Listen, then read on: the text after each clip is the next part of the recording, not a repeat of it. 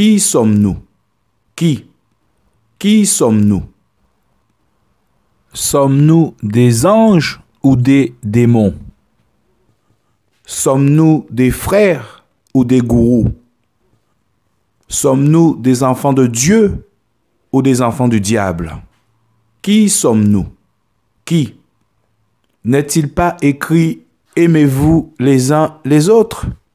Nous devons nous aimer les uns les autres. Alors pourquoi se combattre, frères, sœurs? Pourquoi utiliser les moyens du Seigneur pour détruire, pour blesser, pour critiquer, pour mépriser, pour faire du mal? Pourquoi? Pourquoi faire des exhortations, des émissions pour détruire, frères, sœurs? Pour tuer avec la langue, frères, sœurs, nos frères, nos sœurs, mes amis. Nous sommes frères ou non? Qui sommes-nous? Frères ou sœurs? Anges ou démons? À qui appartenons-nous? À Dieu ou à Satan? Un jour, on appartient à Dieu, un autre jour, on appartient à l'ennemi. Qui sommes-nous? Arrêtons de nous blesser. Arrêtons de blesser nos frères et nos sœurs. Mon frère, ma sœur. On blesse, arrêtons cela. Ce n'est pas la volonté de Dieu de blesser. Non. Les réprimandes doivent servir à instruire et non à détruire, mon ami, mon frère, ma sœur. N'utilisons pas l'autorité du Seigneur pour blesser des cœurs, parce que c'est la souffrance. Ne devenons pas une pierre d'achoppement pour nos frères et sœurs. Et si moi, qui suis un homme, je m'en rends compte, et le Père alors, et le Seigneur, mon ami, pourquoi voulons-nous blesser son cœur, mon ami? Pourquoi lui faire du mal, le Père, blesser son cœur?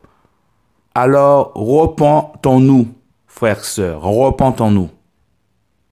Laissez aller les oiseaux du ciel. Laissez partir les oiseaux du ciel. Ne les retenez pas.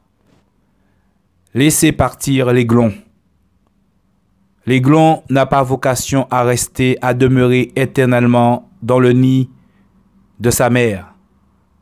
Il n'a pas vocation à rester dans la maison familiale. Prenons la parole, mes amis, en Luc 13, à partir du verset 18. La parabole du grain de moutarde. Il disait aussi, à quoi est semblable au royaume de Dieu? Et à quoi le comparais-je? Il est semblable au grain de semence de moutarde qu'un homme a pris et a jeté dans son jardin. Et il pousse et devient un grand arbre. Et les oiseaux du ciel font leur nid dans ses branches. Voyez, mes frères et sœurs, Dieu te fait grandir. Dieu t'a pris sur la terre. Il nous a pris tous sur la terre. Nous n'étions rien. Nous étions que des grains décenevés, des grains de moutarde. Nous étions les plus petits des graines. Nous n'avons rien. Nous ne représentons pas grand-chose. Et il nous a fait croître. Il nous a fait pousser. Pour certains, ça viendra bientôt. Mais pour d'autres, ils les ont fait pousser. Et il les fait pousser toujours.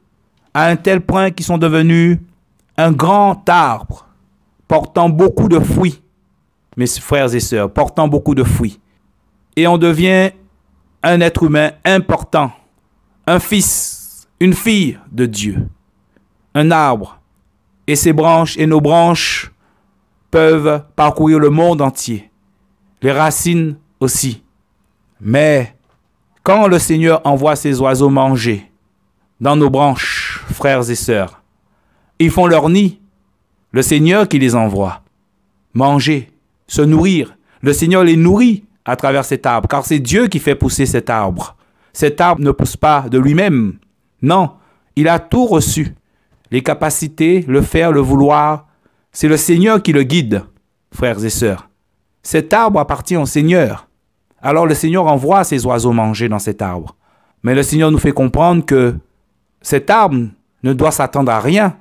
Tout n'est que grâce. C'est une grâce déjà d'être un arbre. C'est une grâce d'être ouvrier avec le Seigneur. Alors les oiseaux qui poussent, qui viennent manger dans tes branches, dans nos branches, il faut que nous comprenions, mes amis, qu'ils n'ont pas vocation à rester. Il faut que les aiglons s'en aillent un jour. Et les aiglons vont partir, ils ne vont pas retourner dans le nid familial, dans le cocon familial. Donc il faut les laisser partir. Et il ne faut rien attendre au retour, car notre récompense sera dans les cieux. Car c'est Jésus qui nous fait marcher. C'est Jésus qui nous fait grandir, qui nous fait croître. C'est Jésus qui envoie des oiseaux, ses enfants, se nourrir de ceux qui sortent dans nos branches, les fruits que nous portons, que Jésus nous fait porter. Et rien ne vient de nous-mêmes. Car si on commence à penser que les choses viennent de nous-mêmes, on va attendre des autres, de recevoir des récompenses des autres. Or, les récompenses, c'est dans les cieux. C'est devant le Seigneur, frères, sœurs. Alors, il faut laisser les oiseaux, les aiglons partir, prendre leur envol. C'est leur tour de devenir un arbre. C'est leur tour de devenir un grain de sénévé que le Seigneur va pousser quelque part d'autre. Deux arbres ne peuvent pas être plantés au même endroit, c'est pas possible. Il faut bien que le Seigneur les enlève sous nos branches et qu'il les plante ailleurs.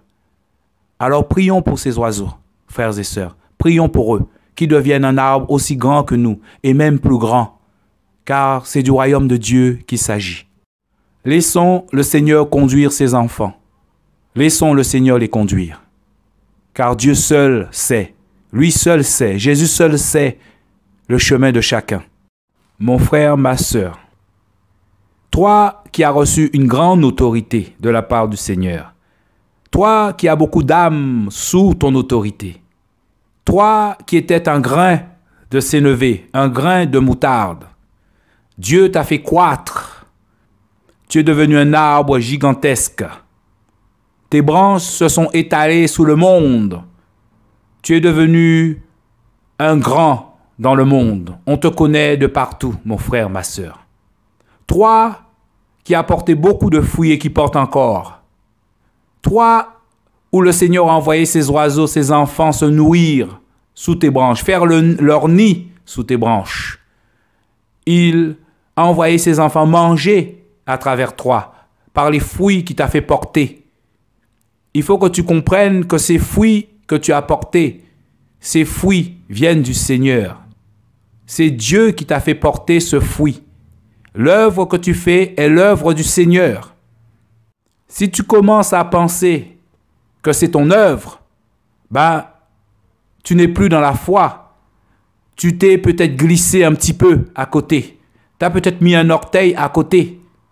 C'est l'œuvre du Seigneur, mon frère, ma sœur. Ce n'est pas ton œuvre. Le Seigneur nous fait grâce de participer à sa nature. Nous sommes ouvriers avec lui. Et l'erreur, c'est de comprendre et de penser que c'est nous qui faisons. Pourtant, nous savons très bien que c'est lui qui fait.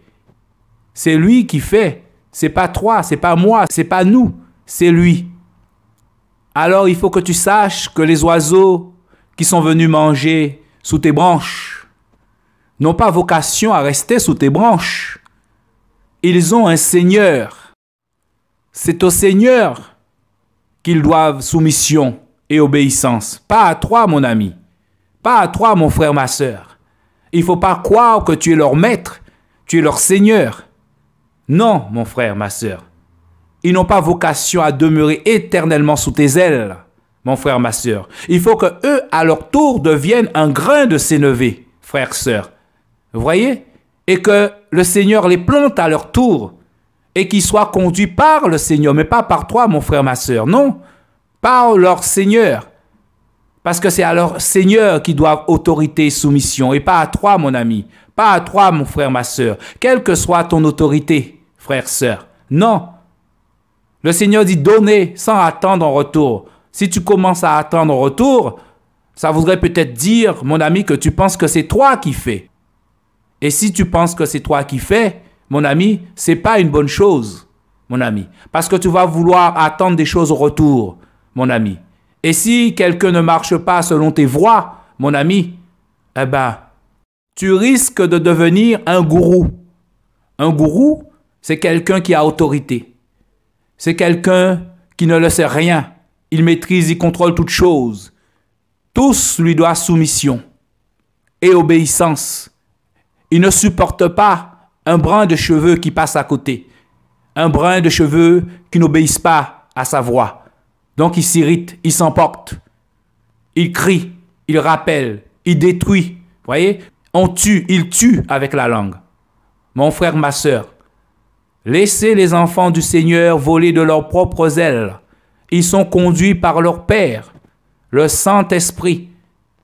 Le Saint-Esprit n'a pas de compte à rendre, ni à toi, ni à moi, ni à un autre, frère, sœur. Non, laissez les enfants du Seigneur être conduits par son Père.